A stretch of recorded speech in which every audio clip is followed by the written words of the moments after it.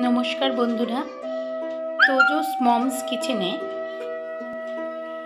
তোমাদের সবাইকে স্বাগত জানিয়ে আজকে শুরু করছি আমার রেসিপি। আজকে নিরামিষ কচুর শাক। এই কচুর শাক আমরা সবাই অল্প বিস্তর কিন্তু খেয়ে থাকি এবং জানিও কচুর শাক তৈরি করা রেসিপিটা। আমি কচুর শাক সিদ্ধ করে নিয়েছি। কচুর শাক কিন্তু কাটাটা একটু সমস্যা, তাই ভালো করে কচুর শাক কিন্তু খুবই ময়লা থাকে কচুর শাকে, তাই ভালো করে পরিষ্কার করে আমরা কেটে নেব এবং ধুয়ে নিয়েছি। ধুয়ে নিয়ে শাককে সিদ্ধ করে নিয়েছি। দেখো, আমি কিন্তু খুব ভালোভাবে মিহি করে সিদ্ধ করেছি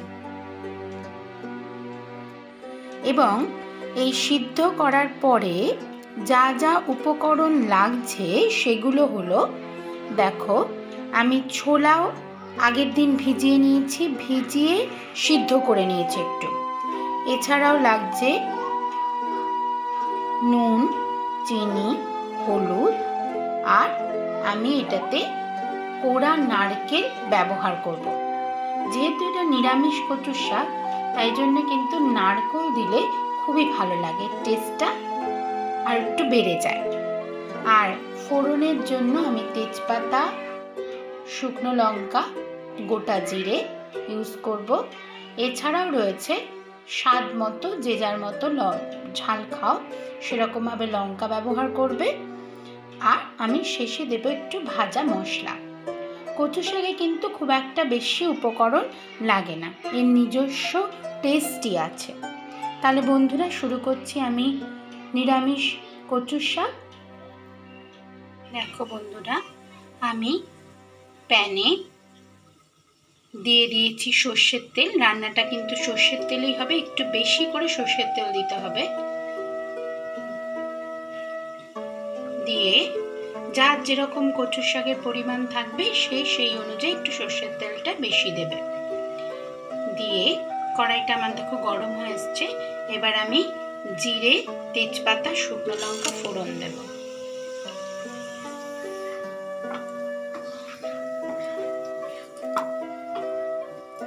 ফোড়নের সময় কিন্তু ফ্লেম অবশ্যই মিডিয়ামে রাখবে, তা না হলে কিন্তু ফোড়নটা কিন্তু পুড়ে যাবে। একটু জাস্ট ভাজা ভাজা করে নিই।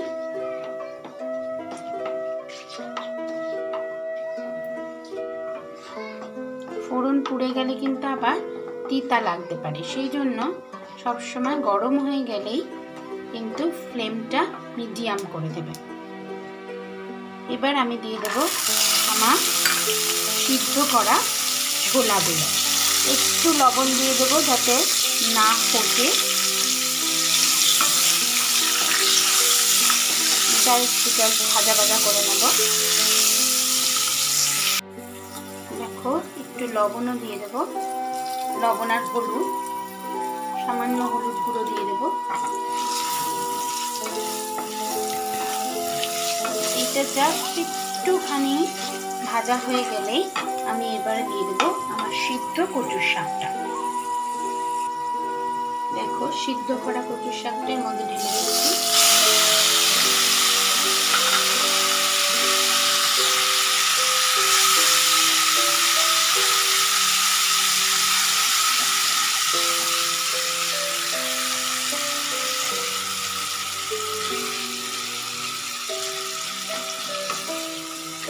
কচুর শাক সিদ্ধ করার সময় আমি কিন্তু লবণ দিয়েছিলাম, তাই আবার বুঝে এখন স্বাদ অনুযায়ী দিলাম। একটু টেস্ট করে দেখে নেবে, দেখে নিয়ে আবার একটু লবণ পরে লাগলে দিয়ে নেবে। একটু সামান্য হলুদ গুঁড়ো দেব, দিয়ে এটাকে ভালো করে মিশিয়ে নেব। হলুদ কিন্তু খুব বেশি দেবে না, চায়ের চামচে 1 চামচ দেবে। খুব অল্প হলুদ গুঁড়ো দেবে, নাহলে হলুদের একটা গন্ধ লাগবে। এবার ভালো করে এটা মিশিয়ে নেব।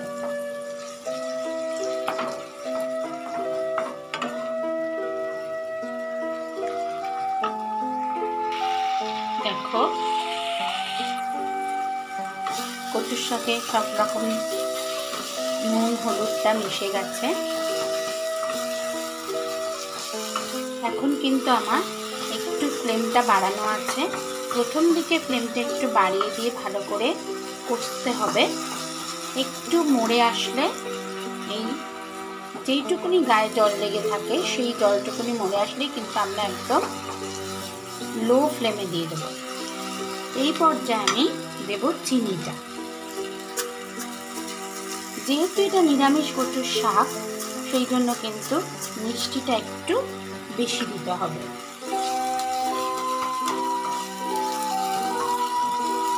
নিরামিষ জিনিস একটু আমার এখন অন্য কারোর মুখের স্বাদ কীরকম সে সেই অনুযায়ী দেবে। আমার মনে হয় নিরামিষ জিনিস একটু মিষ্টি হলে ভালো হয়।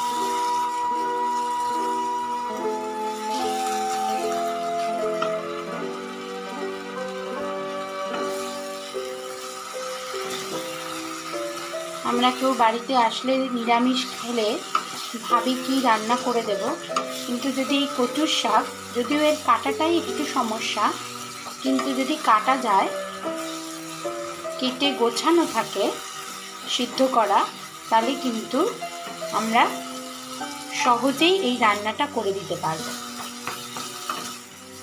কচুর শাকে কিন্তু খুব একটা বেশি উপকরণ লাগে না, তাই সহজেই এটা রান্না করা যায়। এবার দেবো আমি, আমার গ্যাসের ফ্লেমটা কিন্তু এখনো বাড়ানো আছে। এবার দেব নারকেল কোড়াটা।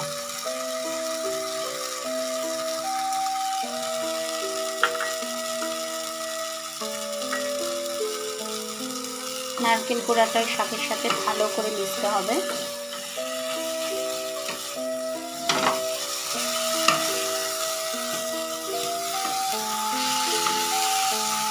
ফেলে দেবো দু একটা কাঁচা লঙ্কা।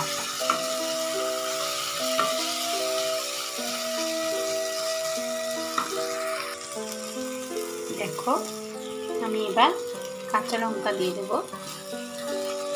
যে যেরকম ঝাল খাও সেই অনুযায়ী লঙ্কা দেবে। আর একটু এবার কিন্তু ফ্লেমটা আস্তে আস্তে মিডিয়াম করে দিয়ে আর একটু আমি কষিয়ে নেব।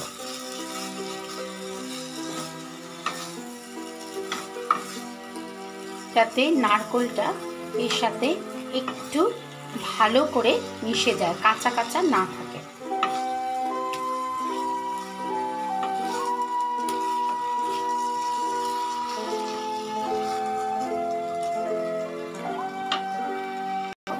দেখো বন্ধুরা, আমি এইবার একটু কারি পাতা দেব। মাঝখানে তেল দিয়ে দিয়েছি, আর একটু সর্ষের তেল দিয়ে একটু কারি পাতা ফোড়ন দিয়ে নেব। তোমরা একবার দিয়ে দেখো, নিরামিষ কচুর শাকে কারি পাতার গন্ধটা কিন্তু খুব সুন্দর লাগে। নিরামিষ কচুর শাক করলে একবার কারি পাতা দিয়ে খেয়ে দেখো, খুব সুন্দর লাগবে গন্ধটা। দেখো তো আমার কিরকম কচুর শাকটা কিন্তু আমার একদম পুরো শুকিয়ে যাচ্ছে। এই সময় আমি দেব একটু ভাজা মশলা।